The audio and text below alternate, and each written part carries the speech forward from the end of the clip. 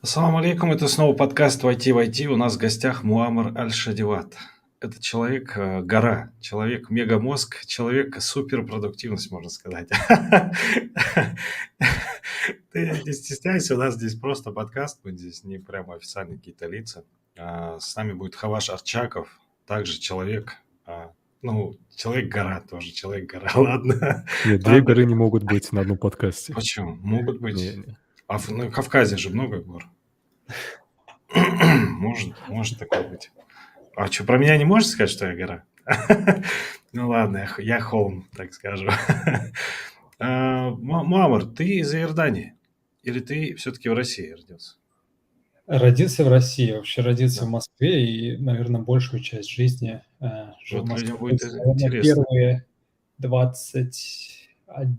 21-22 года я вот жил в Москве. Субханаллах, в Иордании, ты знаешь, у тебя отец иорданец, да? Да. Вот в Иордании много наших земляков живет, и чеченцев, и ингушей. Вот мы с тобой за кадром обсуждали. Муамар поведал, что у него есть друзья чеченцы именно из Иордании, правильно? Ну, скажем так, у них отец из Родом. Иордании, вот, Ага. а мама из Чечни. Это круто, Ну, круто. да, есть Муамар. большая диаспора. Ну да, конечно. Муамар, я просто следил, просматривал твою биографию. У тебя невероятный рывок в Яндексе произошел, да, от джуниора до техлида. Мы это все тоже немножко обсудим, кратко. Сейчас ты находишься в Лондоне, правильно? Да. И ты работаешь на организацию международную. Ну, смотри, сейчас уже, наверное, скажем так, ушел full-time стартап. Вот. Ага. Так-то меня же в Твиттере сократили. Что таить? Твиттере. Да. Да, Твиттер – это запрещенная в Российской Федерации организация, но тебя сократили в Твиттере, да? Да. Элон Маск до меня дошел. А может, и к лучшему это будет. В любом случае, ты занимаешься личным стартапом.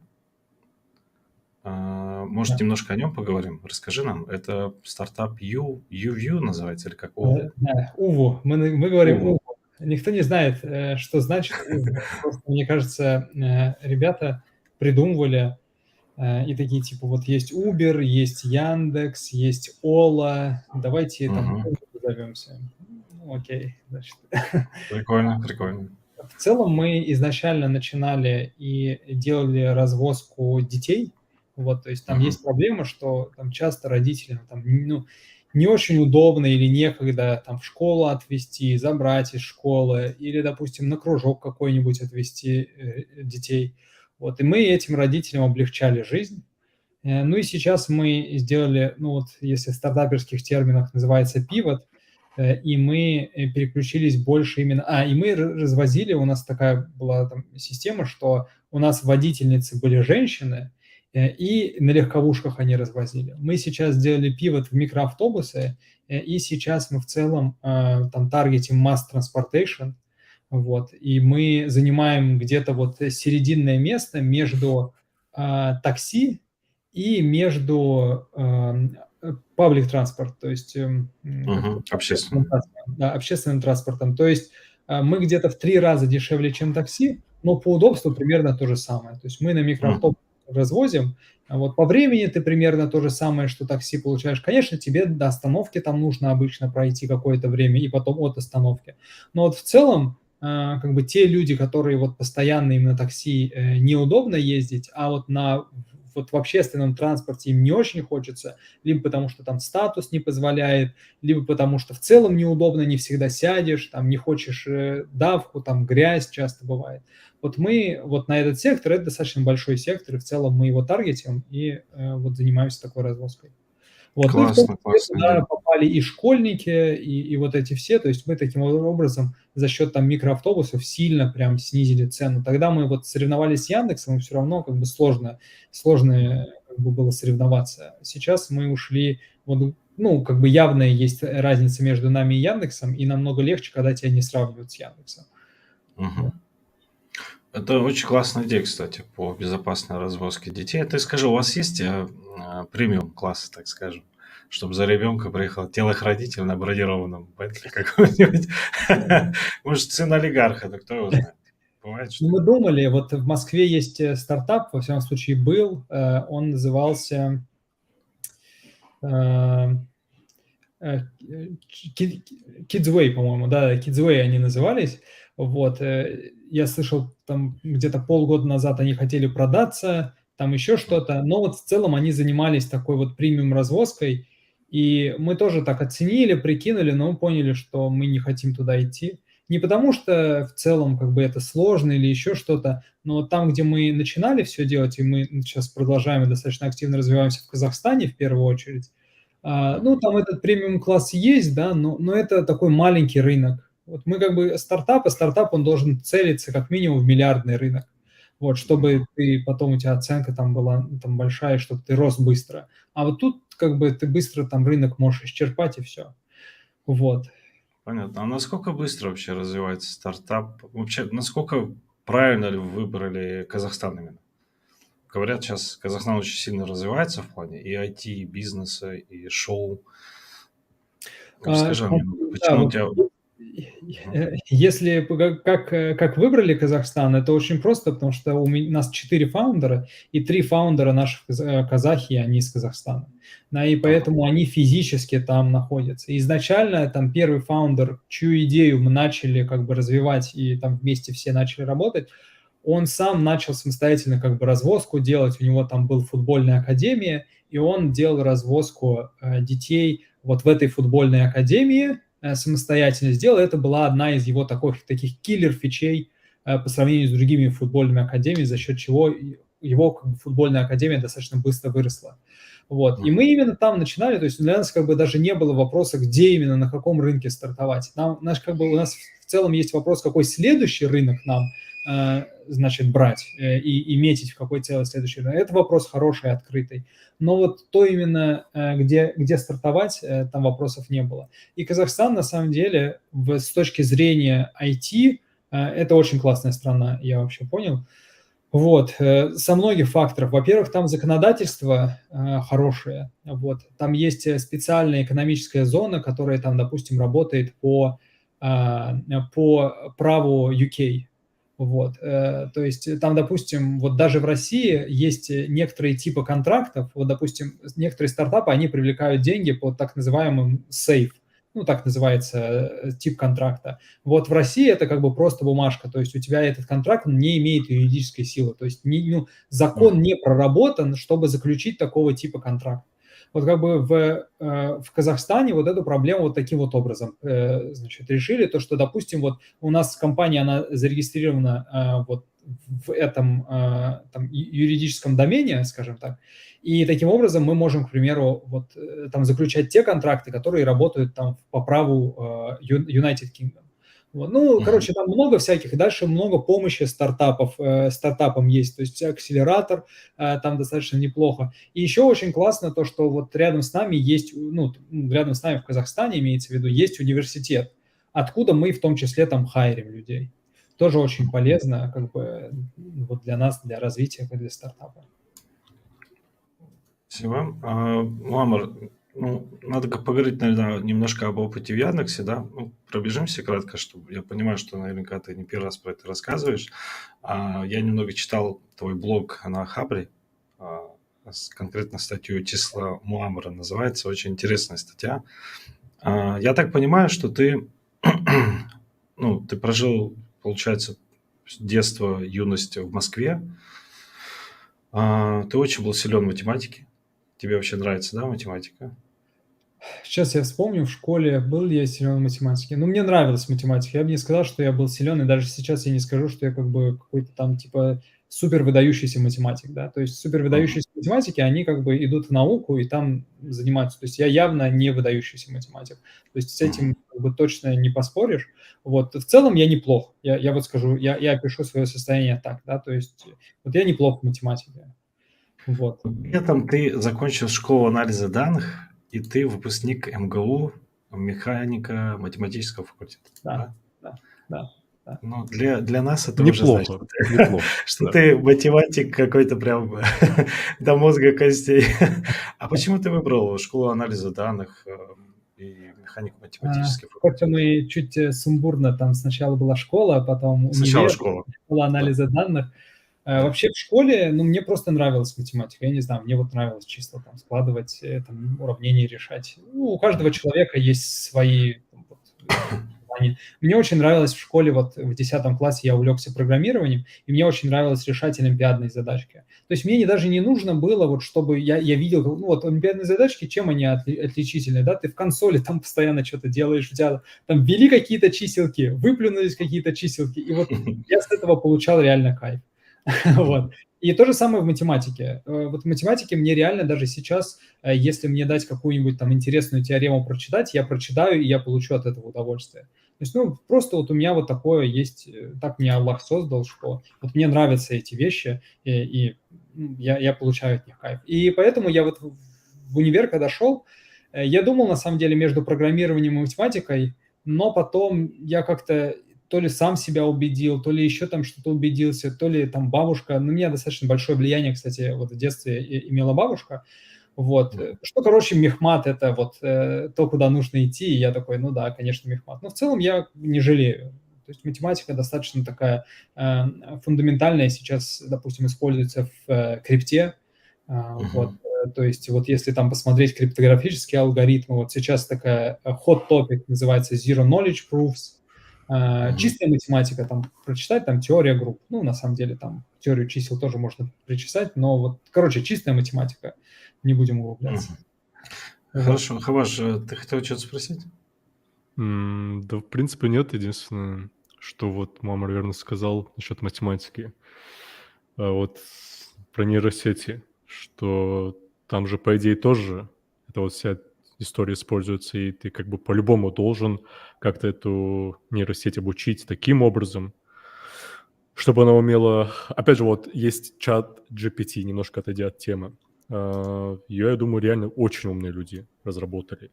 И насколько я знаю, вот слышал, некоторые программисты начали волноваться, что из-за нее якобы многие могут лишиться работы, что ты ей задаешь вопрос, говоришь, типа, напиши мне код, который умеет делать вот это вот. И вот эта вот программа, она тебе пишет практически рабочий код, который ты просто можешь взять и использовать. Ты ей говоришь, типа, отрефактори, мне не нравится вот это вот. Бот берет, или вот эта система тебе берет и рефакторит. И, насколько я понимаю, там, наверное, тоже вот эта вот вся история используется, хотя, честно говоря, мне вот никогда... Я вот прям сижу, завидую, слушаю, думаю, блин, почему мне не нравится математика? В школе я ее искренне ненавидел просто. Смотри, несколько моментов, я тебе скажу. Даже не знаю, с чего начать. Вот ты затронул чат GPT, нейросети и математику. Нужно мне где-нибудь записать, а то я забываю очень быстро. Вот давай сначала начнем с нейросетей. Про нейросети вообще в целом программирование развивается примерно так. Вот в программировании придумывается все больше и больше абстракций, которые абстрагируют тебя от каких-то сложных вещей. Вот как бы когда ты разрабатываешь фронтенд, как часто ты думаешь, как бы как по сети отправляются байтики? Но они постоянно отправляются. Ну да, меня это вообще не волнует. И вот то же самое примерно происходит с машинным обучением. То есть машинное обучение все больше и больше, так сказать, демократизируется. Когда все меньше там нужно иметь реально математический бэкграунд, возможно, вначале, да, нужно было много иметь там и знать математику, но со временем он потихоньку все больше и больше демократизируется, машинное обучение, и туда намного легче как бы вступать и что-то делать даже без какого-то такого крутого математического бэкграунда. Возможно, ресерч реальный ты не сделаешь. Вот говоря про чат GPT, да, наверное, ты вот реально крутую штуку вот не сделаешь, но вот взять и какую-то модельку там применить, это там тоже можно. Во-вторых, там развивается такая область, как AutoML. Вот AutoML – это важная такая вот область, где, ну, в целом это, ну, значит, ты просто говоришь там Гуглу, допустим, вот натренируй, вот тебе как бы мой датасет картинок, вот там вот это, вот там, я не знаю, и вот натренируй мне, и все. Там ты ему даешь размеченный датасет, кажется, там ты, может, выбираешь objective function, и все. Он сам как бы тренирует, сам все делает для тебя и решает твою задачу, и дальше выплевывает тебе модельку, которую ты уже там можешь там, в мобилку встроить. Вот, то есть, мне кажется, очень много и всего вот сейчас уходит и делается намного проще, что вот для как минимум прикладных вещей будет намного легче применять. Вот, насчет ChatGPT, так я уже сказал, теперь насчет вот того, что не любил и не люблю, ну, я не знаю, вот у меня, во всяком случае, вкусы изменяются со временем. Я вот в школе во 2 классе я был очень плох в математике. Я до сих пор помню, что я где-то минут 30 96 делил на 24. Вот. Ну да, по-моему, именно деление было, и очень сложно оно мне давалось, и прям очень плохо шло. Вот. Но потом в какой-то момент мне математика понравилась. И то же самое можно сказать про многие вещи. Вот, допустим, у меня почему-то вот было отторжение к SQL. Вот когда я начинал вот программирование, там вот это все. Вот к SQL, к вот этому языку, там что-то такое вообще непонятное. Теперь я как бы вообще, у меня прекрасное к этому отношение, я достаточно много этим позанимался и так далее. То есть вот как по мне, ну, нужно тебе достаточно много чем-то позаниматься, чтобы вот сказать твое реальное мнение. Вот, нежели какой-то там байс, потому что вот часто бывает, что люди один раз, скажем так, обожглись обо что-то, у них сформировалось какое-то негативное первое впечатление, а дальше они как бы думают, ну, я всегда, значит, буду обжигаться, и не занимаются этим. Люди боятся трудностей. Им хочется, чтобы все было легко и просто. А и вот если, да, если вот говорить о Яндексе, да, у тебя довольно интересный путь, он такой скоростной, можно сказать, как будто ты на поезд сел и просто доехал до точки финальной очень быстро. То есть ты был стажером, да, ты из рассказа вот из статьи я почитал, ты попросил старосту подобрать что-то более подходящее тебе очень нравилось, тебе нравился анализ данных, да, тебе хотелось поработать над именно распознаванием речи, да? Ты изначально знал, что хочешь именно эту тему затронуть? Ой, хороший вопрос. Смотри, тут есть несколько моментов. Во-первых, стоит заметить, раз уж значит, мы не просто втроем общаемся, да, Ага. и люди нас смотрят, что до работы в целом и до Яндекса я как бы очень долго шел. То есть я порядка, посчитал там, прикинул, порядка 6 лет я учился, прежде чем я там заработал первый рубль на программирование. Вот, то есть, ну, стоит тоже понять, что это как бы не, ну, то есть, вот у меня как бы вот некоторые люди думают, у него там, я не знаю, вот первый опыт там в Яндексе, еще что-то. Вот нужно понять, что чтобы вот первый опыт был в Яндексе, нужно, наверное, много и упорно учиться. Вот. И Ты дальше... занимался самообучением или же ты обучался на курсах, куда ты ходил? Не, я в универе учился, как бы, и немножко я изучал программирование самостоятельно, но дальше там по большей части это школа анализа данных. Вот. Вот, по большей части школа анализа данных. И там просто со школы анализа данных, там же такая история была, что я как бы целевая аудитория школы анализа данных. То есть школа анализа данных – это про то, что давайте мы математиков теоретических куда-нибудь применим. И есть такая гипотеза, значит, у Елены Буниной была, что эти математики, они реально хорошие программисты. И эта гипотеза на самом деле подтвердилась, что математики на самом деле неплохие программисты. Вот. И за счет этого как бы школа анализа данных вытягивала там ребят с хорошим, сильным математическим бэкграундом, университетским, то есть, ну, реально сильные люди, в программирование. И их быстро доводила до очень крутого уровня, после чего как бы запускала в индустрию. То есть я вот именно по такому пути пошел. Ну, хорошо, что ты это прокомментировал еще, чтобы мы понимали, что не просто так в Яндекс попал. Да. А теперь насчет распознавания речи я вспомнил. Вот ты спросил. Да, голосовые интерфейсы и так далее.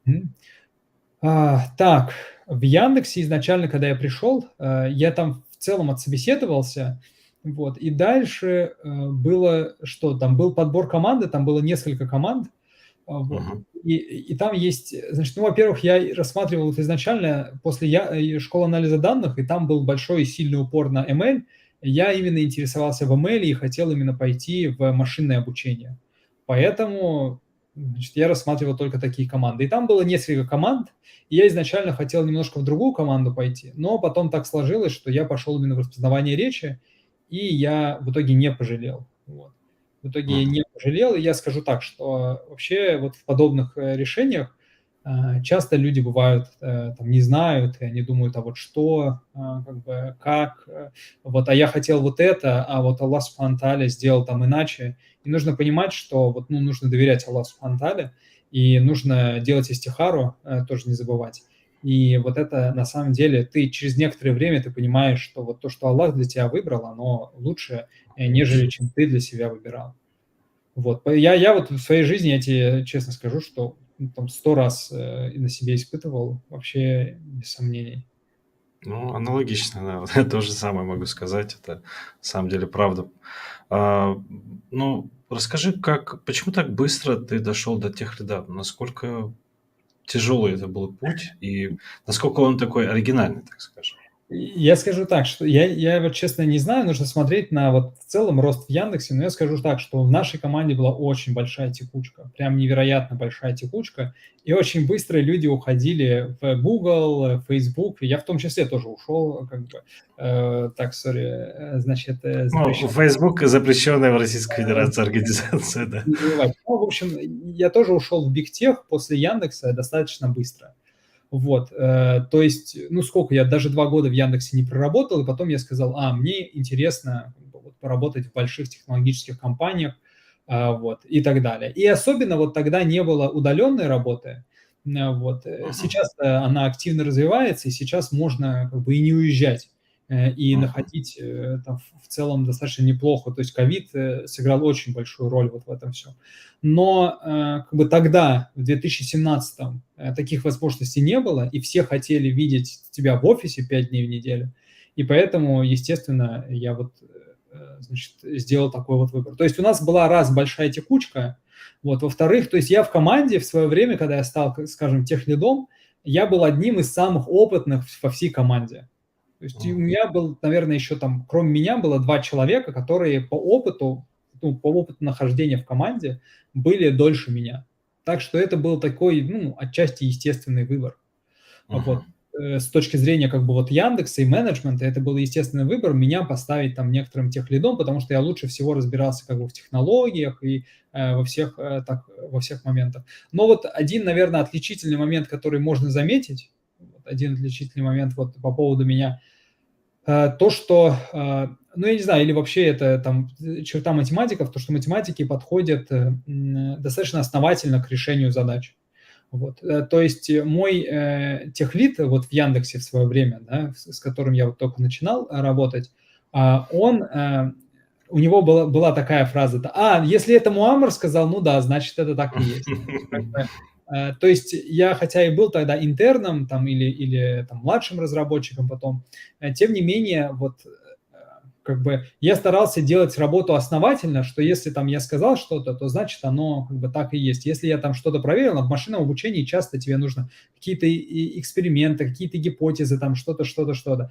Вот и на самом деле достаточно большая проблема бывает вот с новичками, там с джунами, то, что ты дал ему какую-то задачку, он ее сделал, но потом ты чешешь репу и думаешь, а вот правда он точно как бы все параметры там учел, правда ли точно он вот все нужное там сделал и так далее. И вот это Мгм. достаточно такой момент вот, важный. Ну, мы можем называть эти организации, которые запрещены в РФ, на букву F и на букву Т. Давайте Да, так хорошо. определимся, чтобы нам легче было, Да. легче было запутать всех. Тогда, хорошо, а что тебя держало в Яндексе? Вот ты говоришь, что многие уходили быстро, а вот ты оставался. Тебе хотелось закончить проект какой-то, Мгм. тебе нравилась команда, ты хотел еще, вот считал, что тебе нужно еще подрасти немного. Не, ну я достаточно быстро ушел, то есть я же меньше 2 лет проработал в Яндексе, там Ну, есть по люди. сравнению с другими, так А, получается, ты больше других. ну, сейчас другие люди, э но они, возможно, раньше меня пришли, то есть, скажем так, М. достаточно, нужно посмотреть, да, но текучка была вот очень капитальной, то есть у нас там практически вся команда сменилась там за 1,5 года. Я скажу, что это очень большая текучка. А вот в А в Яндексе. команде И в целом в из ком Яндекса просто big тех компании, они, зарубежные, западные, они очень хорошо пылесосили народ. А, И ага. как бы, то есть там шутка была, что Условия предлагают, да, такие? там шутка была примерно следующая. Сейчас про условия расскажу, а Давай. шутка такая, что Яндекс сделал школу анализа данных, чтобы себе сотрудников как бы находить, а бигтех компании, они просто из Яндекса харят. Вот, типа Они им просекли этот момент не просто. нужна, потому что Мгм. Яндекс есть. Вот. Мгм. Про условия, сложно вообще сказать. Я скажу так, что Яндекс, э, а, давайте вот так вот скажу, что Яндекс на больших позициях, он платит хорошую зарплату. Известно про Яндекс, что на там Джун, там Мид, вот эти позиции, вот там он очень скупится и платит низкую зарплату в целом по больших компаниям, если там Mail рассмотреть, Сбер там и так далее. Вот. Мгм. Если рассматриваем большие позиции, то Яндекс платит очень competitive salary. И даже где-то год назад там был разговор о том, чтобы я заджойнился в Яндекс и ушел там в качестве там менеджмент позицию в клауде, вот, то есть в Яндекс Клауде. И чуть сложности появились, там, как бы ребенок у меня там рождался, там то, сё, виза, не виза. Вот, короче говоря, там, значит, в общем, не срослось, вот, но тем не менее Яндекс предложил очень competitive salary по Лондону, прям очень competitive. Мгм. Competitive, как это называется, конкурентную. Вот. Конкурентно, да. Да, то есть они предложили очень крутые как бы условия мне, и Мгм. все. Понятно. Вот, Ты то есть находишься с надо, какого года? Яндекс может. А с какого года ты в Лондоне? С 2017-го. С 17-го года. Так, знаешь, так, Хаваш, ты здесь с нами? Да, я просто слушаю. Может, ты хочешь вопрос задать? Я просто не Не-не-не. знаю, как. Ты, если что, врывайся просто. Мы просто Не-не, мне общаемся. просто интересно, я даже слушаю, думаю, типа, оказывается, какая-то информацию даже не знал Ты об знаешь, Муамаре. какой я хотел вопрос задать Муамару? Вот представь себе, вот у нас наш регион, да, Республика Ингушетия, мы соседи Чечни, Дагестана, самая молодая республика и самая, так скажем, из-за того, что мы молодые, как бы, поэтому не самая развитая республика, находится как бы в процессе развития, так скажем. И многие ребята здесь изучают сейчас, да, программирование. Такой бум произошел, рекламный бум от Skillbox, от Яндекса, от Нетологии. Везде просто реклама программирования. И многие ребята думают, что вот все, программирование это супер, это круто, надо всем туда идти. Но есть очень много вопросов по поводу трудоустройства, да, потому что джунам с Кавказа удаленно работать, насколько это тяжело, насколько это сложно там устраиваться в Яндекс, вообще стоит ли устраиваться, как ты говоришь, оплата очень низкая. Вот на твой взгляд, как тебе кажется, нужно ли стремиться устроиться в Яндекс, так скажем, джунам, да? Или же лучше искать какие-то средние или маленькие стартапы, где они могут набраться опыта, поработать в более такой дружественной, живой атмосфере, не быть какими-то роботами, которые что-то накидают, там, отправят, все, и никаких отношений, в принципе, не имеют, да, особенно удаленно это бывает. Большой хороший вопрос. Даже, наверное, тут два вопроса. Вот ты изначально начинал говорить про онлайн-образование, и вот Мгм. нужно ли, наверное, всем идти в IT, вот. А второй вопрос уже про Яндекс. Давай я вот начну, раз ты спросил про Яндекс, давай я вот начну про него. Мне Мгм. кажется, Яндекс дает достаточно крутой опыт. Вот. То есть в целом, Вот, да. в целом, смотря как человек хочет развиваться, да, скажем так. И вообще, да, вот, наверное, об этом нужно поговорить. Вот если человек хочет развиваться, вот именно в таких стартапах, вот, и ему интересно именно вот такого типа проекта, то, наверное, Яндекс не обязательно. Вот. Но если ему в целом хочется подрасти и стать очень крутым и глубоким специалистом в каких-нибудь специфических темах, допустим, в клауде или там суперкрутым разработчиком там, в мобильной разработке там, или еще где-нибудь, то в целом Яндекс — это прям супер крутой путь, я считаю. То есть люди, работавшие в Яндексе, они очень хорошо в том числе котируются и за границей. Вот.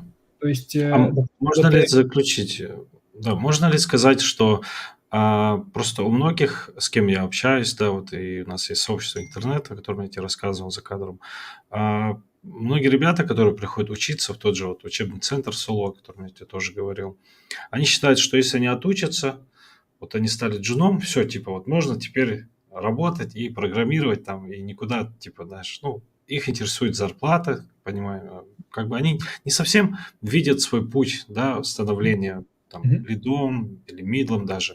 Да. Вот ты правильно сказал про Яндекс. Вот, на примере того же Адама Хатиева, который выступал у нас на фестивале, он рассказывал про то, как он пошел бесплатно работать в Яндекс. Бесплатно упросился туда, причем его даже не хотели брать туда, да.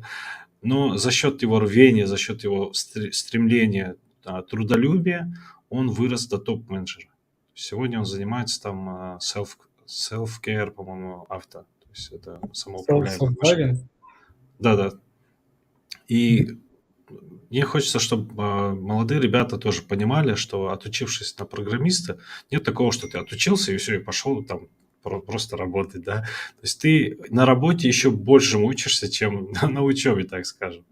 И тот опыт, который может дать большая компания, да, Озон, Яндекс, который всегда нуждается в джунах, там, в сотрудниках. Не знаю, как в 22-м все сложилось, да, но раньше там были огромные прям очереди, точнее, огромное количество вакансий. Вот, и ты правильно заметил, что опыт, кому необходим опыт, а джунам он, конечно же, необходим, и получить его в маленьких или средних стартапах очень сложно, если только там нету опытных программистов, там, лидов, которых привлекли. И говоря о стартапах, мне бы хотелось узнать, вот у вас в УВУ, насколько опытные ребята, да? Ты руководишь именно разработкой же? Да. Ну, я в целом руковожу всей IT-частью. То есть я такой... Ты нанимаешь? Ты участвовал в найме? Нет, да, конечно, мы нанимали много ребят, ну, и я конкретно этим в основном занимался, вот. Но сейчас-то мы не нанимаем вот конкретно вот в данный момент, но, иншаллах, где-то через месяц-полтора начнем еще нанимать. Вот скажи мне, чем ты руководствуешь, когда нанимаешь людей, да? То есть у тебя есть определенные параметры, ты понимаешь, что человек должен уметь какие-то вещи. Это не супер инновационный прям, да, сервис, который будет использовать какие-то инновационные разработки. Для него нужны какие-то, да, ну, стандартные вещи. Да. Может быть, вы будете использовать технологии Go там на бэкэнд, да?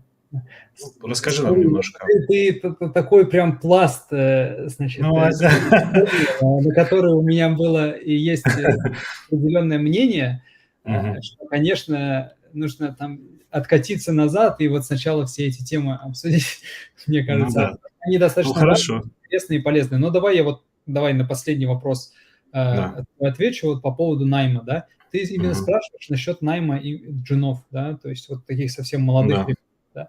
У нас в основном в республике появляются джуны, потому что мидлов очень мало, лидов еще меньше. Вот я знаю только Хаважа, знаю Адама Дасхойва, 2 человека я знаю. Может, 3-4 еще будет, если подумать.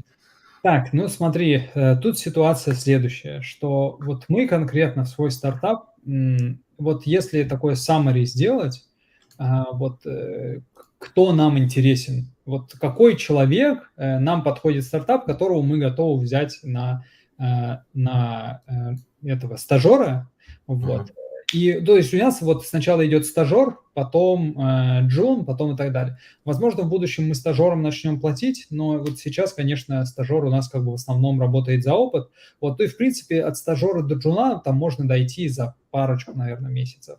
пару-тройку месяцев, ну, от человека, да, там некоторые люди, конечно, у них дольше этот путь занимает, у некоторых меньше. Но вот на стажера у нас требование следующее. Первое, значит, знать технологии, ну, вот прочитать, то есть изучить теорию технологий, с которыми мы работаем. То есть у нас там бэкэнд, допустим, написан на Django, фронт на React там, и так далее и тому подобное. Вот ты должен знать эти технологии. Вот если ты не знаешь, ну, как бы, сори, ты должен сначала идти, почитать книжку, там, почитать, там, пройти какие-нибудь курсы, туториалы там, и так далее. То есть самостоятельно сделать домашнюю работу. Это первый момент. Второй момент – pet project. Вот как бы у тебя должен быть какой-то pet project, который ты мог бы презентовать, показать, сказать, вот я такой-то, такой-то проект сделал, вот я там вот вот на который, ну, в идеале там выложить этот код, чтобы я на него тоже посмотрел, мы там обсудили и так далее, я понял, значит, это. И третий момент, что человек хочет и быстро обучается, вот. То есть он в целом не такой вот закостенелый там, и так далее. То есть он готов там подстраиваться, он готов там быстро обучаться. Вот. И последний, четвертый момент, важный, который тут стоит отметить, это в целом интерес в стартапе. То есть если я значит, я от джуна или кто там, стажера не вижу реальный интерес к стартапу самому, вот то, чем мы сами занимаемся, вот если он этим не горит, это сразу как бы no. Вот. Потому что ну, я много имел как бы опыта вот работы, и ну, вот тоже заметно, вот, допустим, есть, ну, были какие-то талантливые ребята, и они там себя показывали хуже, чем менее талантливые ребята, но у которых горели глаза, которые хотели работать и так далее. Вот. Можно вопрос? Да, конечно. Вот у меня такой вопрос насчет интерна возник. Может, он даже и не по теме, но все равно мне вот интересно, учитывая свой опыт как тимлида. Если, например, говорить про интернов, в принципе, это круто, что их даже берут без оплаты. Самое главное, вот для меня было важно, чтобы я хотя бы какой-то опыт получил. То есть я помню отлично, когда еще даже не был джуном или около джуном, я прям очень сильно мечтал хоть что-то разработать, да хоть бесплатно. Просто дайте мне попробовать, пожалуйста. Но мне все отказывали. И я сейчас задаюсь вопросом таким. Учитывая, что я нанимал даже тех джунов, которые вот приходили в нашу компанию, мне приходилось за ними бегать, переделывать их код, возиться с этим. Не бывает ли трудностей с тем, что ты вот нанимаешь там интерна, там 2-3, ну, условно, да хоть одного, и что вместо того, чтобы получать пользу от его работы, ты больше тратишь времени на его переделки? Бывает, вот, но мы сейчас более-менее постарались и выстроили работу таким образом, что, во-первых, для джуна есть онбординг до определенной степени, да, то есть прежде чем он начинает там что-то делать, он онбордится. Во-вторых, нужно понимать, там есть несколько моментов, там просто вот как бы управление джунами и стажерами – это вот отдельный как бы топик, мне кажется, который можно обсудить. Но уточни, пожалуйста, что такое онбординг, чтобы люди тоже понимали. Онбординг – это вот, как по-русски онбординг? Найм, типа проведение с, наверное, программиста, которого ты нанял. Наверное, опять же, может быть, я неправильно понимаю, что ты нанимаешь программиста и его дальше развиваешь. Да, ну, нет, некоторый такой ввод, то есть ты ему там говоришь, хорошо, вот это там прочитай, вот этот туториал, там вот тут вот это сделай, и так далее, что ты его в целом вводишь вот в тот код, который ты написал там и так далее. Вот, это первый момент. Второй момент важный, который нужно делать, что никогда не делать джуна лидом, да? То есть джун, его как бы область, там джуна, стажеры, там делать маленькие фичи, там что-то вот немножко там изменять и так далее. То есть вот взять и попросить его с нуля там сделать там что-то, ну, это как бы уже заранее провал как бы, и тебе нужно будет точно переделывать. Вот. И третий момент, там в целом вот некоторые правила нужно поставить, вот что там вот, я не знаю, там, ну, как какие-нибудь, сейчас я вот какое-нибудь правило там приведу, что, ну... Не делать git push force. Ну, git push force ты там можешь там Мастер прям. стандартными правилами как бы тебе GitLab, допустим, он запретит делать, но в целом как бы хочется сделать, ну, там есть некоторые правила. Хорошо, ты вот прежде чем засабмитить код, ты должен как бы проверить, значит, ну, написать там какой-нибудь там протестировать это, вот, к примеру, да, вот взять там, потыкать, вот то, что ты сделал, взять реально ручками там потыкать, да, ну вот какие-то вот изначальные правила, которые часто джуны, они думают, что ну вот сейчас, там, это время занимает, там, и так далее. И вот ты как бы значит, ставишь определенные рамки и говоришь, что вот ты должен сделать так, так и так. Вот, и все. Мгм. Вот Понял. смотрите, вы говорили про, ну, так скажем, минимальный набор, да, но если человек хочет преуспеть, если он хочет все-таки, так скажем, выбиться, да, а, подняться на уровень выше, намного выше, чем сейчас, да, тот же стажер или джун, да, он как бы, ну, зеленый еще, да, вообще в программировании, ему нужно бежать за опытом, ему нужно стремиться к опыту, и ему нужно стараться больше, чем он старался на учебе и вообще когда-либо до этого. То есть он должен стараться впечатлить наставника, да, вот ты говорил про онбординг, да, это, я так понимаю, наставничество, менторство, можно сказать. И да-да. Нет, но онбординг это все-таки вот и наставничество, и менторство, естественно, да, то есть оно всегда вот есть, то есть всегда должен быть человек, который, значит, который в целом значит, тебе помогает. Но вот, кстати, да, дальше вот если мы говорим про рост в целом, то, конечно же, если... И вот это одна из причин, почему я ушел из Яндекса, я вот сейчас вспомнил, то, что я вот был один из самых опытных в своей команде. Типа, как мне еще было расти? То есть я не такой, как бы, крутой специалист, что там 2 года поработал, что я уже там, типа... Вот, то есть мне еще нужно много было учиться и развиваться и так далее, я это понимал. И я себе сказал, что я хочу как бы расти. И вот в первую очередь я именно поехал за опытом. Вот. И я специально выбрал команду супер опытных там чуваков. То есть там у нас в команде были кто там, принципал инженеры у нас были в команде. То есть это типа, как там, Джун, Мид, Senior, дальше идет Senior Staff, дальше идет staff, senior staff, а дальше идет principal. То есть у нас там были вот такие там ребята супер умные, супер крутые, и я как бы от них очень многому всему научился. Вот. И, ну, то есть вот нужно понять, что да, то есть ты там вкладываешь в первую очередь в там, ну, лично я, во всяком случае, руководствуюсь следующим принципом, что я в первую очередь вкладываю и вкладывал в свое развитие. И только во вторую очередь я там оптимизировал зарплату там и вот эти все моменты. Вот тут нужно вот это понимать. Вот я... Ну ладно. Вот у нас тема «Как расти разработчику в 2023 году». Да? Сейчас 2022 уже заканчивается. Нам нужно рассмотреть, что нас ждет в 2023 году. Я знаю, что сейчас весь мир переживает какой-то кризис, море увольнений, сокращений, стартапы закрываются, там морозятся и так далее. В 2023 году разработчик или человек, который хочет стать разработчиком, да, только выбирает профессию или только начал там что-то изучать. Что ты посоветуешь им? Фу. Тяжелый вопрос. Вопрос хороший. Тут, конечно же, есть много таких, скажем, подробностей, да, то есть нужно ограничивать вот разработчик, какой именно. То есть это А что тебе ближе? в России, допустим, да, вот в Ингушетии, к примеру. Ага. То есть какой именно, потому что, ну, тут все равно большая достаточно разница. Вот тот чувак, который живет в Калифорнии, у него совершенно как бы другие возможности, нежели тот человек, который живет в Ингушетии. То есть как бы мы, ну это понятно. Ну да, это понятно. У нас больше возможностей. Больше возможностей для импакта, как говорится. Да. Я в целом скажу вот несколько моментов. Давайте так. Сейчас IT-область переживает такую вот, ну, скажем, рецессию. Да, сейчас IT-область переживает корректировку.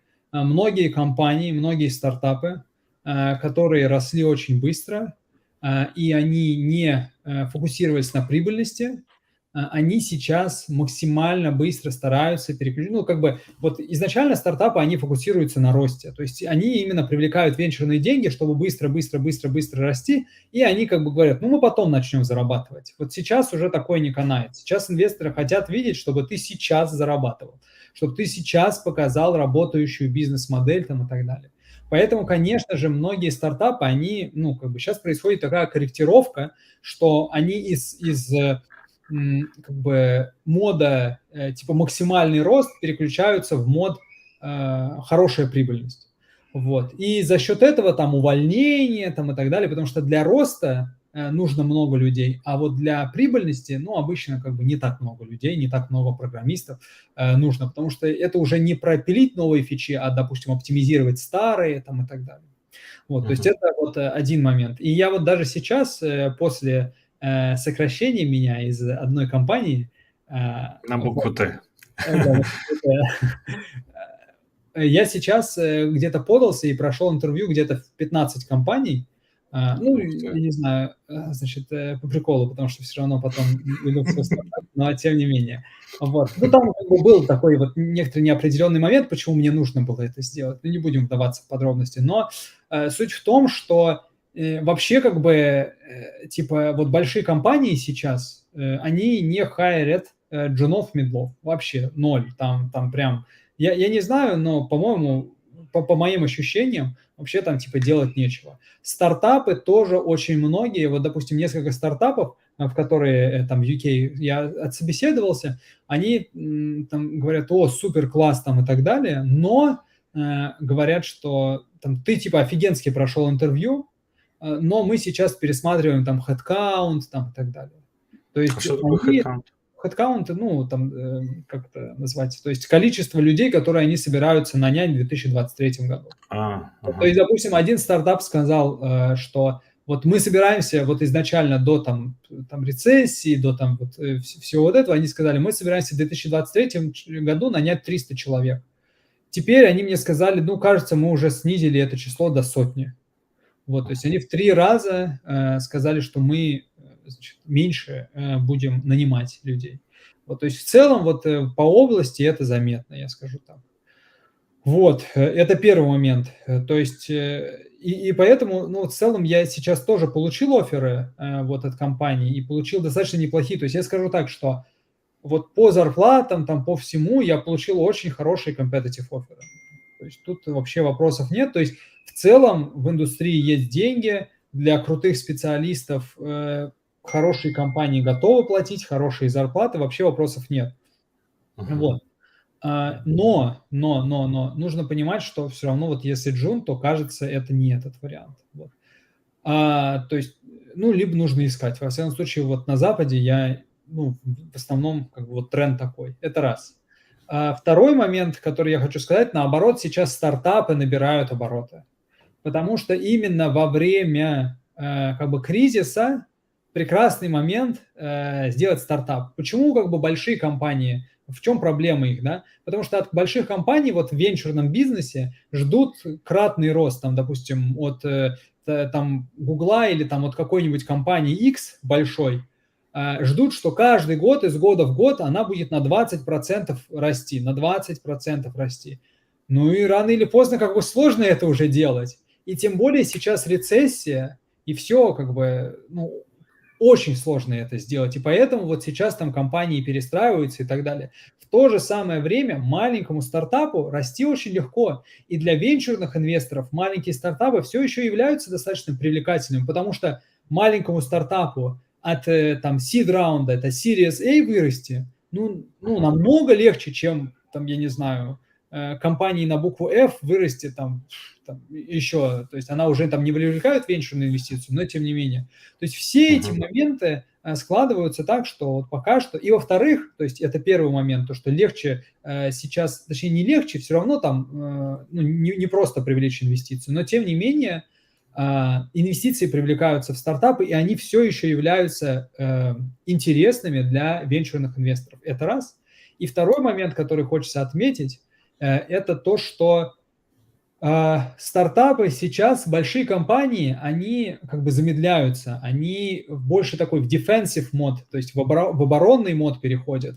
И это время, когда стартапы могут наступать, когда они могут, там, я не знаю, поджимать большие компании, какие-то области, которые те не заняли, занимать, в каких-то областях конкурировать и так далее и тому подобное. То есть тут вообще никаких проблем я не вижу. Вот. Вот так вот. Так что, значит, если говорим о технологиях и если говорим о проекте в 2023 году, ну, моя ставка на то, что сейчас будет именно хороший найм в малые проекты, вот, а в большие компании найм будет сокращаться, и, ну, скорее всего, там сильным специалистам туда можно будет попасть. Вот как бы это скорее больше про западный рынок, вот про российский рынок мне прям сложно сказать, честно признаюсь. Вот как там Яндекс будет там себя чувствовать, как там Mail или еще другие компании, вот вообще без понятия. Вот это раз. Если мы говорим про технологии, то я скажу вот тоже, ну, буквально, наверное, за 30 секунд постараюсь уложиться. Вот в стартапах, во всяком случае, я как технический фаундер, я стараюсь оптимизировать скорость и дороговизну разработки, да, то есть я стараюсь сделать так, чтобы минимальными средствами были выполнены максимально быстрая задача. Вот. И поэтому, ну и качество, причем я готов как бы просаживать качество. То есть на уровне, когда я там проверяю гипотезы, и мне нужно их вот так вот быстро проверять, как бы я готов просаживать качество. Главное, чтобы быстро проверять гипотезы, потому что, грубо говоря, из 5 гипотез одна там выстрелит. Зачем мне делать вот это качественно? Поэтому это кроссплатформенная разработка, и во многом это веб. Вот, то есть мы, допустим, сейчас вот в нашем стартапе пришли к тому, что мы в мобилке достаточно важный кусок функционала, мы его вынесли в WebView. То есть, грубо говоря, мы там на React пишем фронт и дальше через WebView подключаем в мобилку. Почему? Потому что не нужен релиз, не нужно там вот это все. Ты задеплоил, все, у тебя уже работает. Вот, то есть это для нас достаточно важный момент, который мы для себя сделали, и это на самом деле помогает, ускоряет разработку. Во-вторых, там тоже вот с мобилкой конверсия проблема, да, то, что ты, когда говоришь, скачай мобильное приложение и потом себе закажи что-то, это проблема. Если ты можешь скинуть ссылку на сайт, где человек уже может сделать первую покупку, то это очень сильно улучшает конверсию, очень сильно упрощает воронку.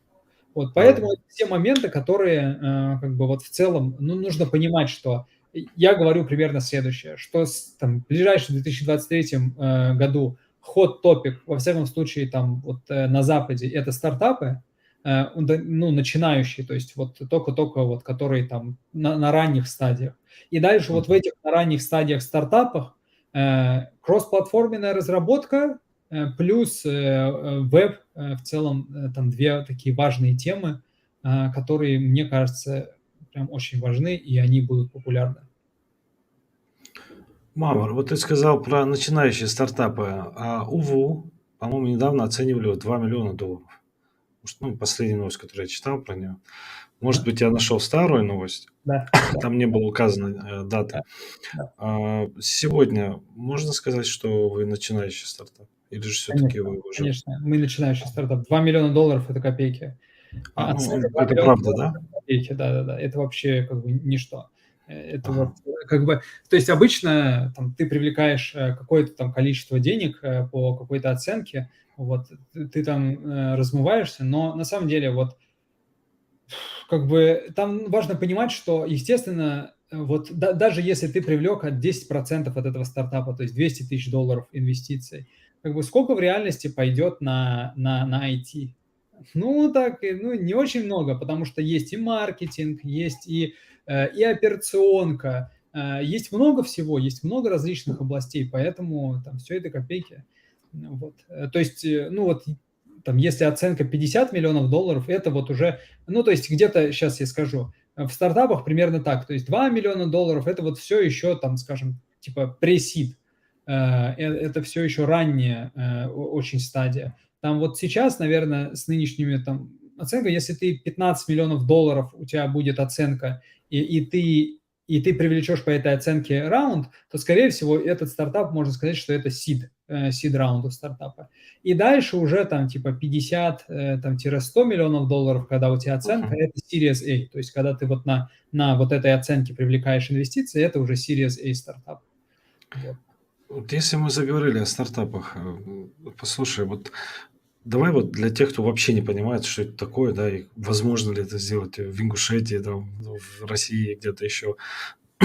По сути, стартап, что это такое? То есть ты делаешь приложение какое-то или сервис какой-то, да, открываешь, если мы про IT-стартап говорим. Да, Он может быть инновационным, он может быть просто конкурентом кому-то, да, так скажем, начинающим конкурентом, да, заявляющим, что он конкурент. да, да. А, и как быть, вот, допустим, человек с Ингушетии хочет создать сервис доставки еды, да, Да. он не сможет бороться с Яндексом, да, в любом случае, но он может захватить какой-то рынок, там, в той же Ингушетии нету Яндекс.Еды, допустим, и, Мгм. скорее всего, не появится, потому что им не особо интересно, да, там на Кавказе появляться. Ага.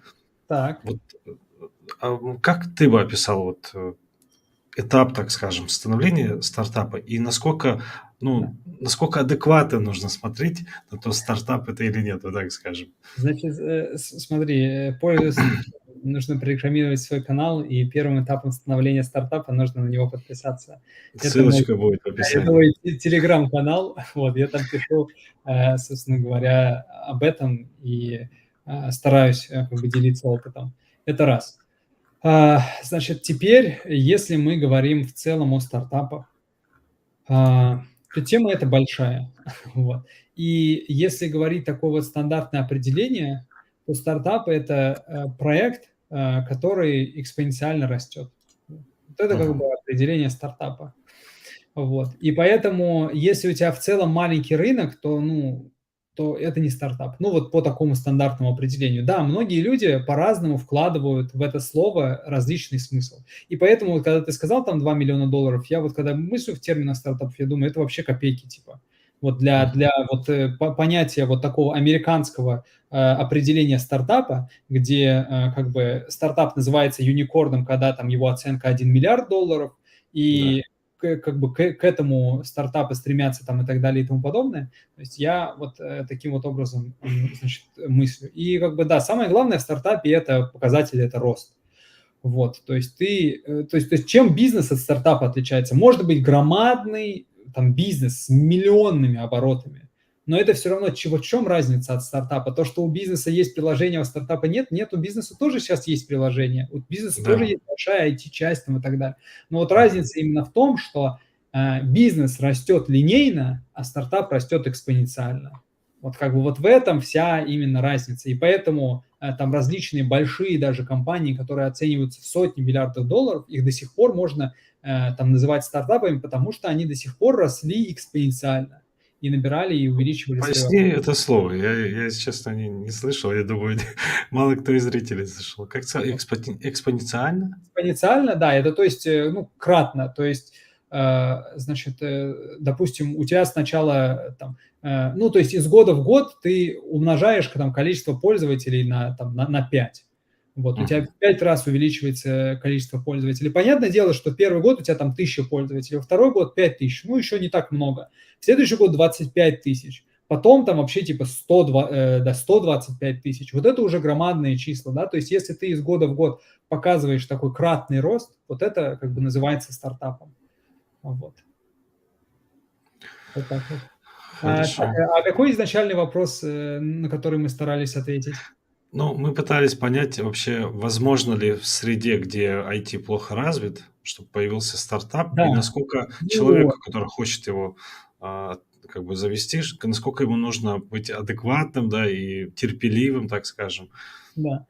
Вот, смотри, это вопрос очень хороший. Вообще для там развития стартапов и в целом всегда там все может быть, скажем так, да. То есть всяко бывает, да, и вот, вот как бы вот нужно понимать, что бывает по-разному, да. Но если ты хочешь вот, там в регионе сделать один стартап, то, скорее всего, там должна быть среда, там должны быть деньги, вот это достаточно большой момент, который нужно там делать. Сейчас, там, допустим, если ты хочешь где-то делать в России, да, то, ну, тогда нужно очень хорошо там изучать российский рынок, фокусироваться на российском рынке и так далее, и меньше думать о зарубежном рынке. Вот, то есть, короче, там есть сейчас своя специфика, и поэтому про Россию мне чуть сложновато говорить, да.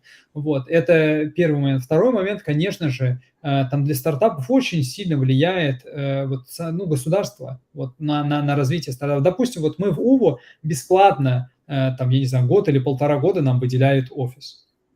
Это просто Бесплатно. государство, да, помогает стартапам, потому что государство реально верит, что в стартапах будущее, и оно старается там различные программы, различные гранты выделять, различные там вот конкурсы делать и так далее. То есть это ну, такой реально крутой инструмент, который очень помогает. Вот. Дальше, возможно, какие-нибудь налоговые льготы для стартапов. Это тоже достаточно важно, когда у тебя там не болит голова, и ты вот значит, делаешь.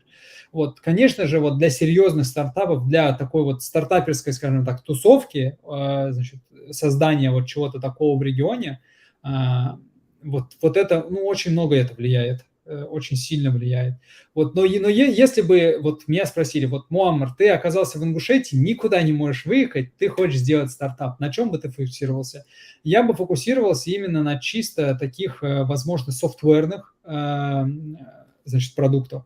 То есть на чисто программистских. То есть вот мы делаем развозку, и вот в развозке, к примеру, есть и такая часть, и сякая часть, и нам нужны автобусы там. И там, конечно же, намного больше мы от инвестиций зависим, намного больше вот этого всего. Короче, там есть определенные свои сложности.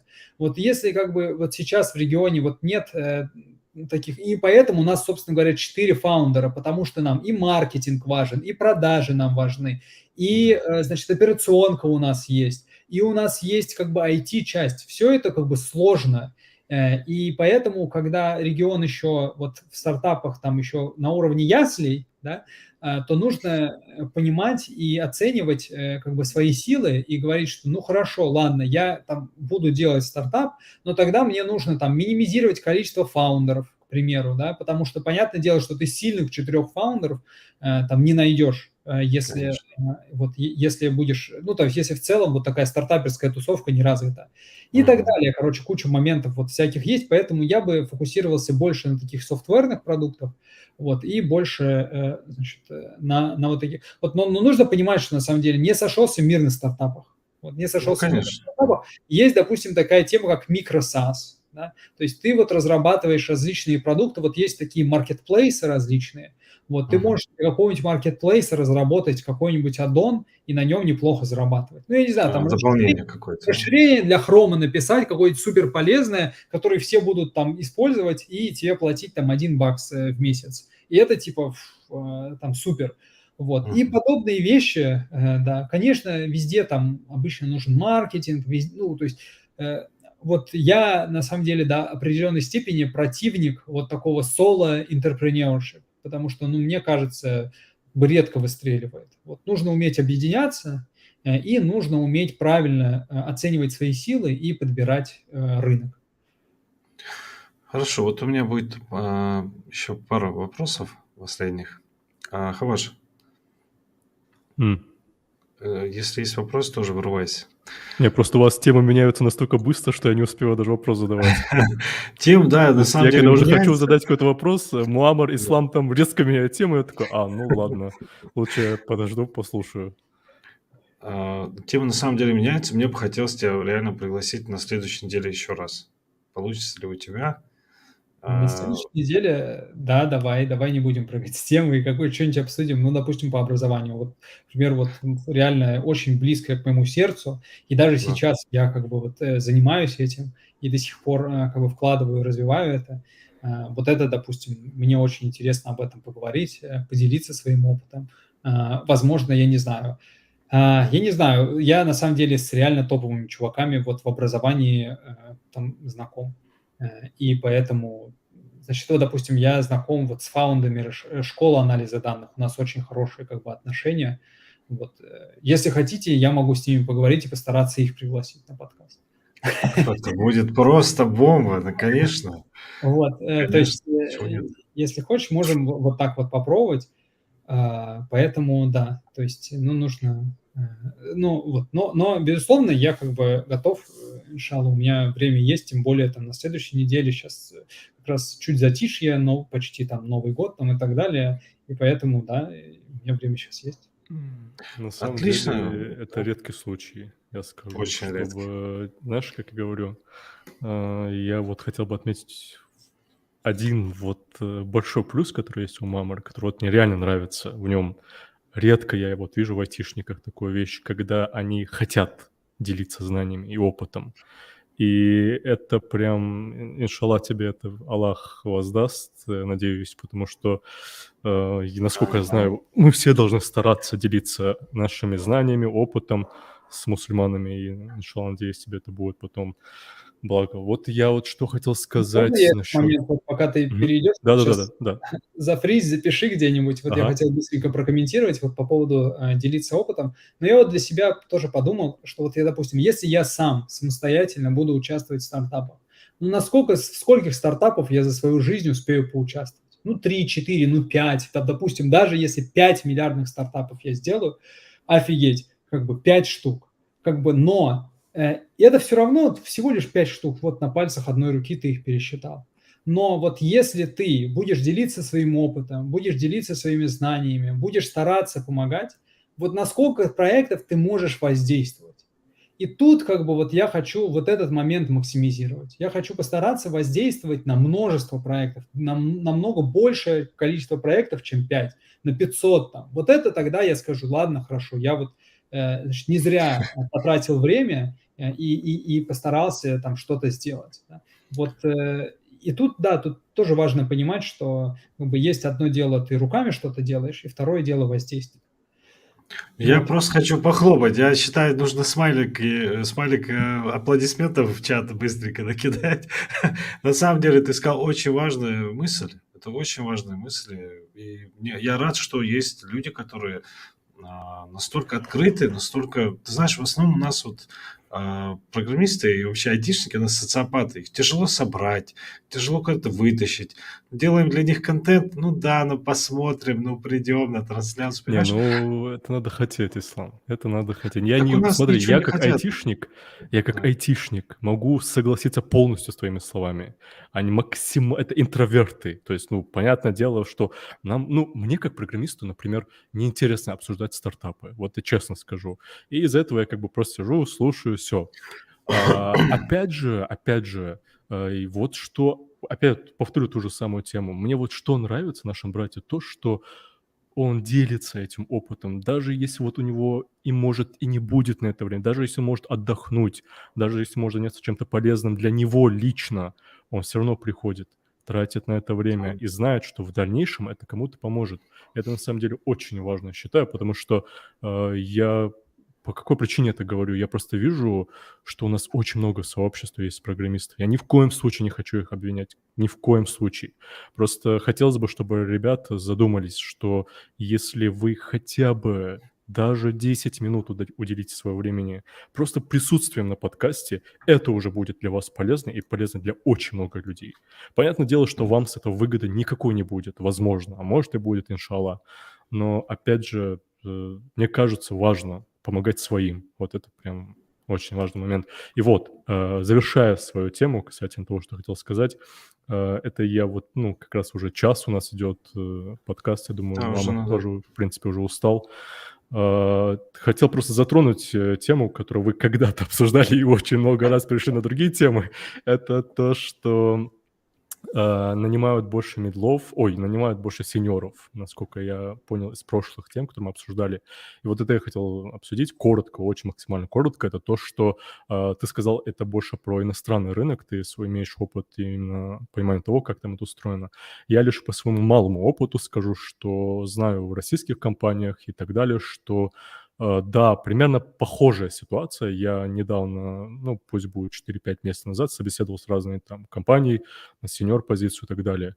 Даже когда ты успешно проходишь собеседование, даже техническое собеседование, это не факт того, что тебя просто готовы сразу принять. И более того, касательно... Вот я хотел бы, чтобы джуны не переживали, и медлы тоже, что все печально, значит, вы не должны как бы даже рассматривать.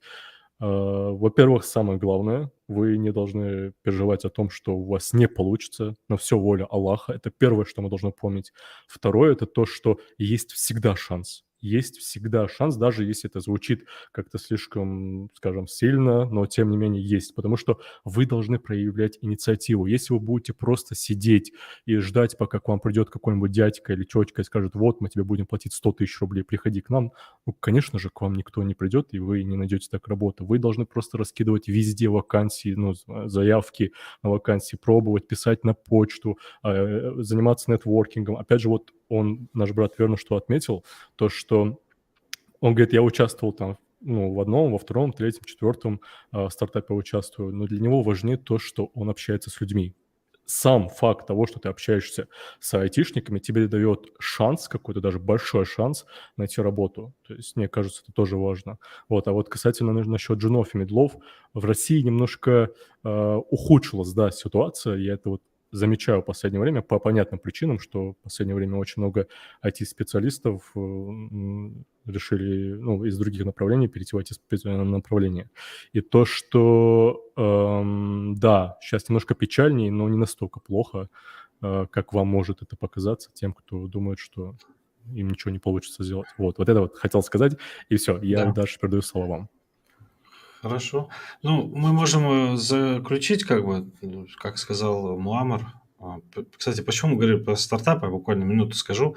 Дело в том, что мы говорили о том, что стартап сейчас больше набирает ход, чем большие компании, так скажем, да, большие компании, они меньше набирают сейчас джунов, а больше возможностей устроиться в стартап у начинающих. Поэтому я говорю, что стартапы, интересно было мнение его про стартапы в республике вообще, насколько это реально и вообще как это происходит, как ты начинаешь этот стартап, да, и как ты выходишь с ним на рынок там и так далее. Но это отдельная тема, на самом деле, мы можем ее обсудить и на следующей неделе. Есть несколько тем, на самом деле, которые я бы хотел с тобой обсудить, но мы давай с тобой подытожим, то есть что нас ждет в 2023 году, как ты сказал, очень верные слова насчет выбора технологий, то есть максимально урезать, так скажем, да, расходы, количество часов, которые будут затрачены на задачу, вместо приложений мобильных использовать веб-версии, да. Это как бы важные моменты, потому что люди должны понимать, что скорее им лучше изучать сегодня, да, если они хотят там быстренько устроиться на работу. Это очень важный момент. Муамар, как бы ты завершил этот подкаст, если вот говорить о том, как расти разработчику в 2023 году? Как расти разработчику в 2023 Мы году? поговорили про технологии, мы проговорили, что надо быть гиперактивным, как бы сверхурочные перерабатывать или переучиваться там и так далее. Что бы ты еще посоветовал? Ну, хороший вопрос, на самом деле. Так, как расти разработчику в 2023 году? Ну, самое Ой, важное ты сказал. Я думал, ну, ты сейчас скажешь про вообще технологии. идеальный, наверное, способ для человека, который живет в Ага. России — это устроиться в Яндекс и там расти. Вот, мне кажется, вообще, типа, действует 100%. То есть главное устроиться.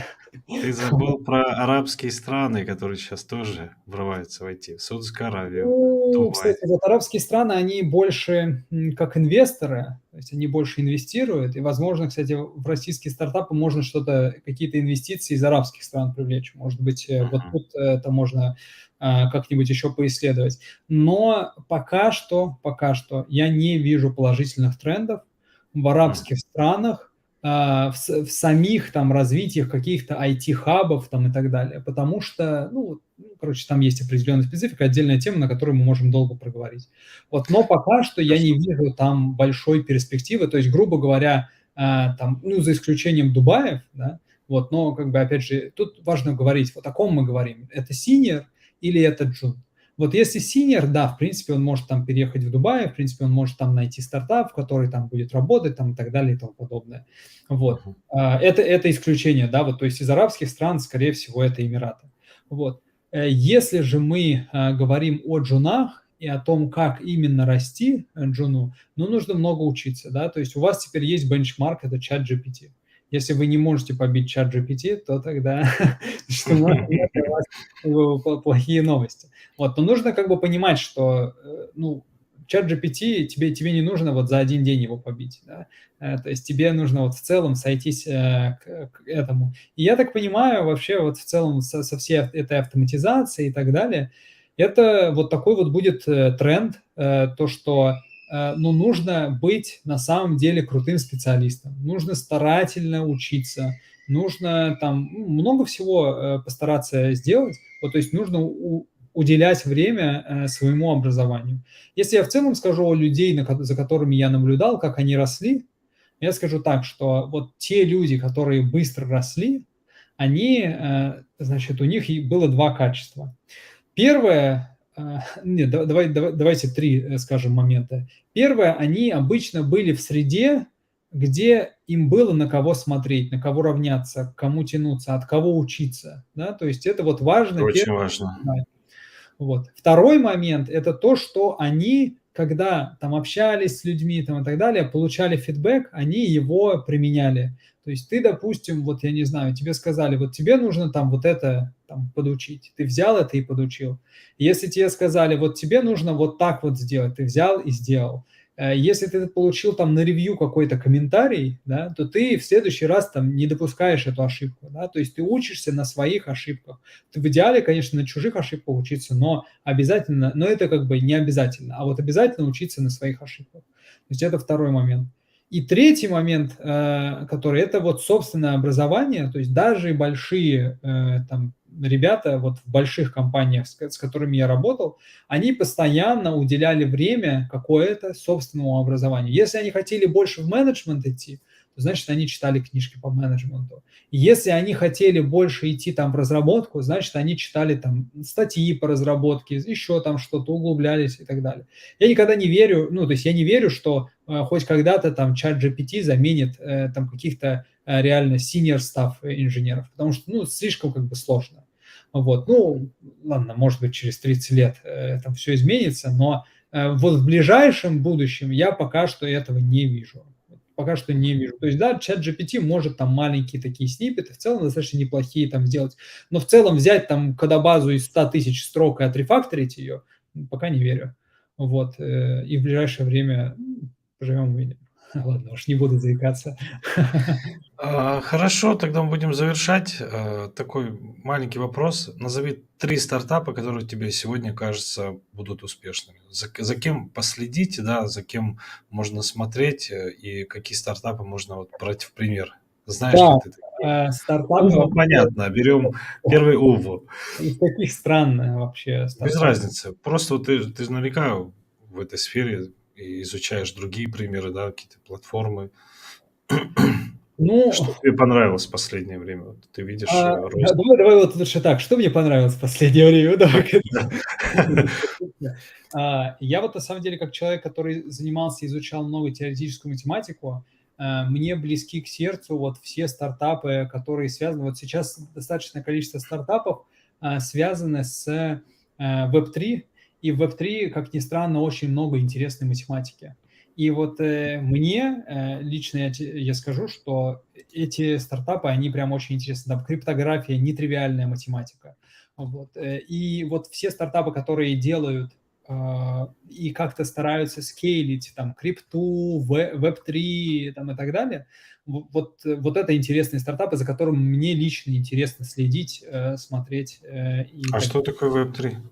Ну, Web3 – это decentralized, то есть вот примерно сейчас, вот если говорить простым языком, да, что сейчас интернет, он centralized, да, то есть вот есть какая-нибудь там Википедия, и вот у нее есть сервера, на которых она хостится. Как бы, и все, как бы Википедия в один момент, там, я не знаю, правительство американское скажет Википедии, там, все, выключай сервера, и все, Википедия выключит сервера. Или, допустим, Facebook. Да, Facebook centralized в том плане, что вот есть некоторые централизованные entity под названием там Facebook, там во главе с Марком Цукербергом. Запрещенный в России. Вот, что они, допустим, вот им скажет что-нибудь американское правительство, и все, там они это сделают, потому что они там подчиняются, это называется centralized. А decentralized – это, собственно говоря, не контролируется никем. То есть это вот некоторая такая распределенная система, которая там сама там поддерживается, хостится и так далее. Вот, ну, то С есть открытым исходным можно кодом. подумать об обычных там фиатных деньгах Мгм. и криптовалюте. Вот это там centralized, decentralized разница. Понятно. Вот.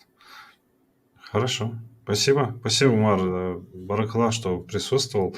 Я попросил Хаважа еще на 2 минуты задержаться. Тебя мы больше не будем задерживать. У нас просто будет розыгрыш. Если хочешь, поучаствуй. У нас Что за буквально розыгрыш? несколько минут.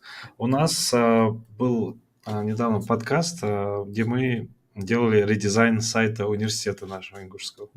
И за лучшую идею по, так скажем, вовлечению молодежи в студенческую жизнь, не обязательно образовательную, мы дали вот такую штуку, очень интересную, сейчас покажу ее на камеру.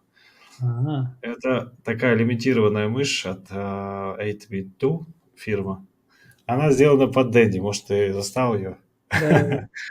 Вот, и такая мышь, ну, она чисто интерьерная, не знаю, на ней, мне кажется, не очень удобно работать, но если ее поставить просто для интерьера, такой, знаешь, создает немного креатив. И мы хотели бы ее разыграть сегодня, будем читать комментарии, в общем. А тебя могу не задерживать, если хочешь, поприсутствуй. Ну, я пойду, иншалла, тогда. Да, хорошо. Баракалла, что пришел еще раз. Мы тогда с тобой свяжемся, может, на следующей неделе еще что-то получится. Все, джазакаллаху хайран. Уякум. Ассаламу алейкум варахматуллахи Ва алейкум ассалам варахматуллах. Ва алейкум ассалам варахматуллахи та'аля баракатуху. Хаваш, у нас буквально пару минут это займет, я думаю. Ты устал, наверное, тоже, да? Сегодня день Чуть-чуть. такой какой-то тяжелый, среда. В общем, у нас был подкаст, ты помнишь, про ИГУ, про редизайн И вот сайта. мне сейчас реально интересно, как ты определил победителей, учитывая, Я еще как не определил. ты Я с получал тобой список в вдвоем. Телеграме. У нас, смотри, у нас здесь комментарии под видео. Ага. То есть ты сейчас, смотри, то есть мы сейчас будем оценивать победителей по комментариям в предыдущем видео. По лучшей идее, так скажем, в поза предыдущего. Ага. Ну-ка. Но здесь немного идей на самом деле, и можно выбрать самую такую креативную или интересную, или оригинальную. А где это можно посмотреть? Это можешь скинуть ссылку в чат? Да, сейчас тебе скину. Не в приватный чат, а вот чтобы все видели. А я посмотрю тоже. Давай, сейчас. Чтобы люди не думали, что мы сами эти идеи придумываем. Это видео, которое называется «Редизайнем сайта Ingo Figma за 30 минут». Вот. И нам сейчас нужно посмотреть... 23 комментария, нормально. Ну да. Нормально. Ну-ка. В общем... Ты будешь читать самые залайканные или вообще все? Хотя тут ни один не залайкан. Ну ладно, тут один залайкан. Один залайкан. Нет, смотрите, здесь немного комментариев. Вот давай зачитаем быстренько. Вот пишет Аккерман.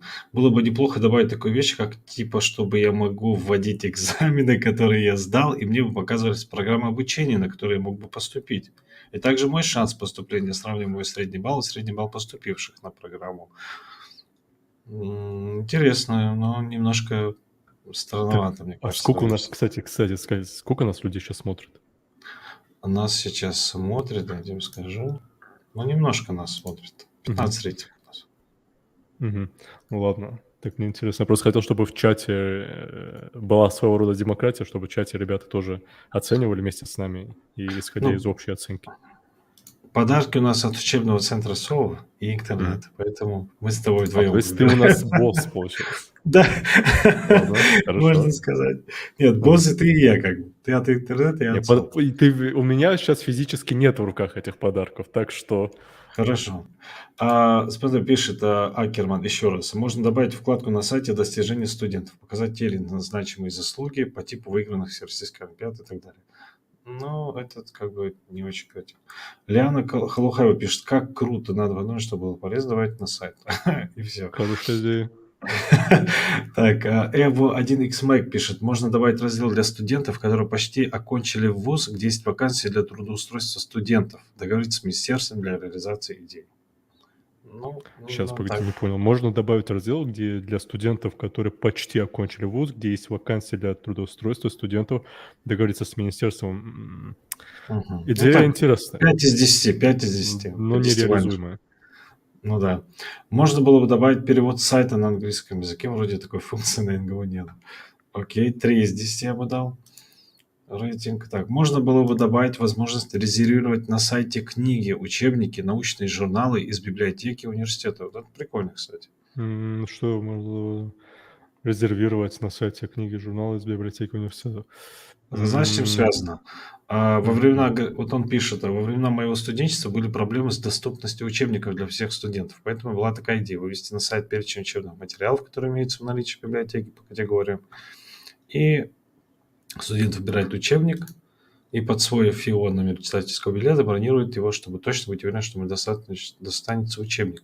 Но это тоже, сейчас, мне кажется, всем должно быть. В 2022 году всем должно хватать книг, мне кажется. Хотя бы в электронном виде можно же предоставить. Но неплохая идея. старался. Сегодня у многих поступающих есть проблемы с самоопределением. Было бы здорово добавить интерактивные тесты для выбора профессии. Вот это прикольно. Это упростило бы многим процесс выбора пути и избавило молодежь от сомнений и нервов. Блин, я бы добил бы его идею.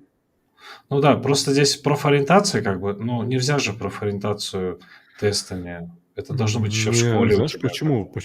почему? Если тесты будут максимально простые, да, просто будут давать понять, какое направление тебе больше всего подходит. Условно, что тебе нравится? Да, например, вопрос. И он, типа, мне нравятся компьютеры. Ага, дальше тест такой, окей, IT, то есть математика там, в это направление.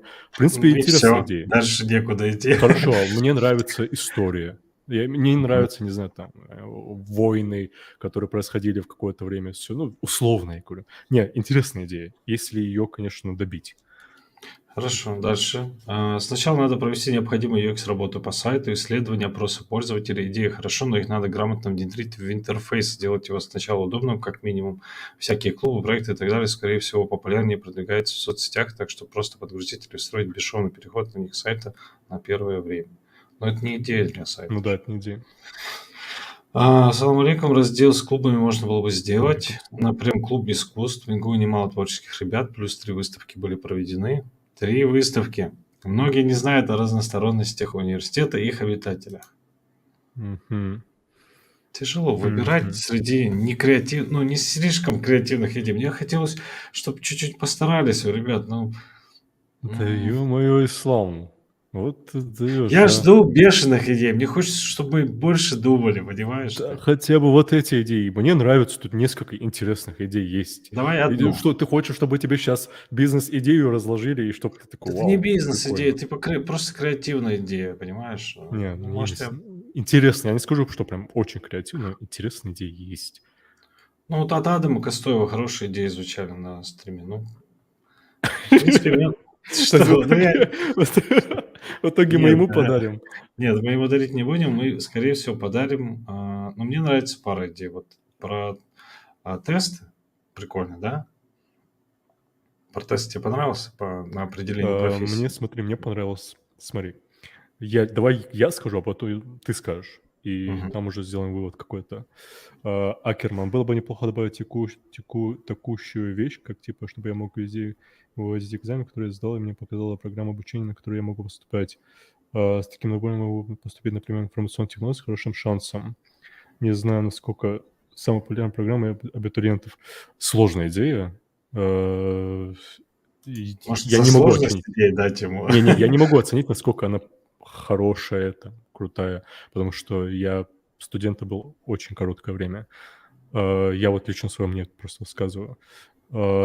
Дальше, какая тут была еще интересная идея? Тесты тоже. Тесты, Мне да. вот тесты, честно говоря, не понравилось. Интересная идея. Можно добавить раздел...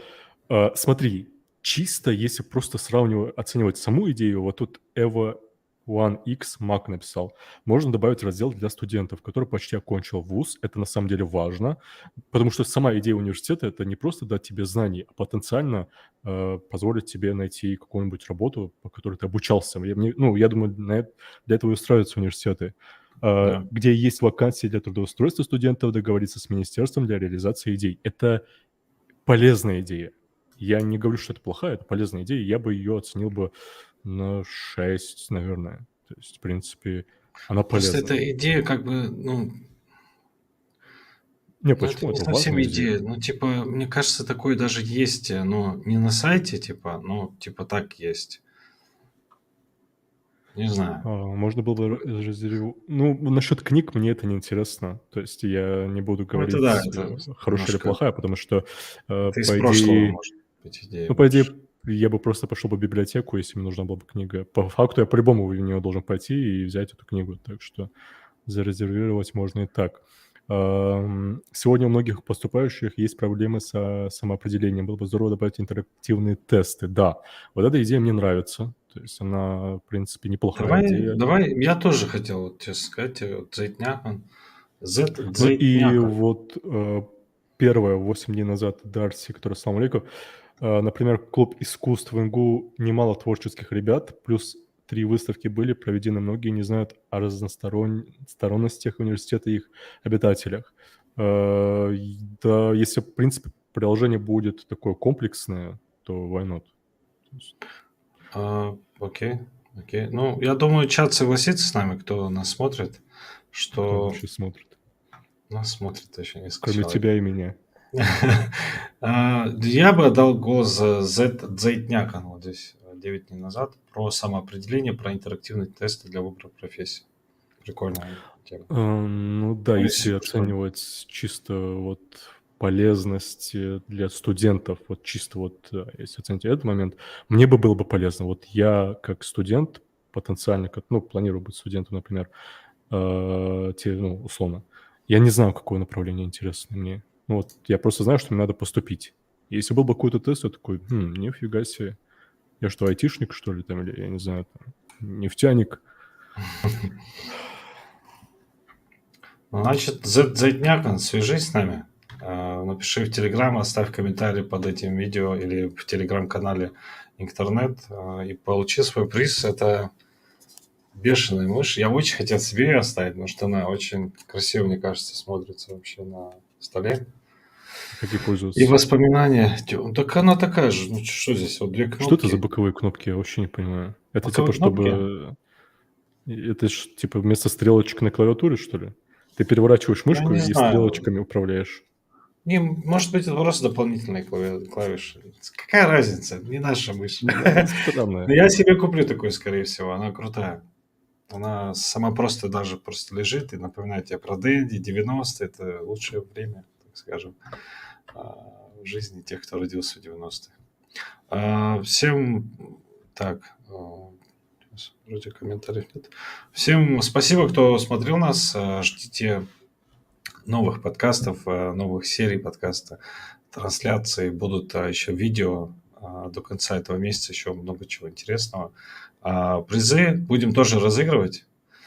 В следующий раз обязательно какую-нибудь прикольную пару призов присмотрим и разыграем. Баркал, что присоединились сегодня, да, Ресал. Амин. Да, Бог благословен. Амин.